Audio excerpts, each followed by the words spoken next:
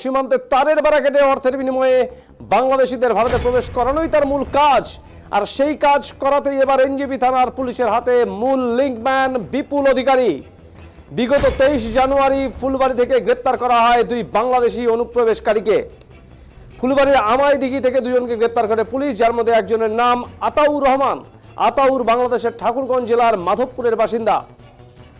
অপরজন আতাউরের আত্মীয় ফেরদৌস আলম। ফেরদৌসের বাড়ি উত্তর দিনাজপুর জেলার কালিয়াগঞ্জে।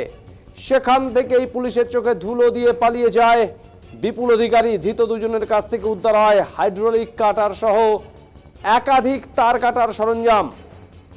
এরপর ধৃতদের পুলিশ রিমান্ডে নিয়ে তাদের জিজ্ঞাসাবাদ করে খোঁজ শুরু হয় হলদিবাড়ি মানিকগঞ্জের অধিকারী পাড়ার বিপুল অধিকারী। পুলিশ জানতে পেরেছে সেই নাকি তাদের ভারতে আসতে সাহায্য করেছে। দীর্ঘ প্রায় 1 মাস চিরুনি তল্লাশির পর অবশেষে শুক্রবার এই লিঙ্কম্যান বিপুল অধিকারীকে গ্রেপ্তার করে এনজেপি থানা।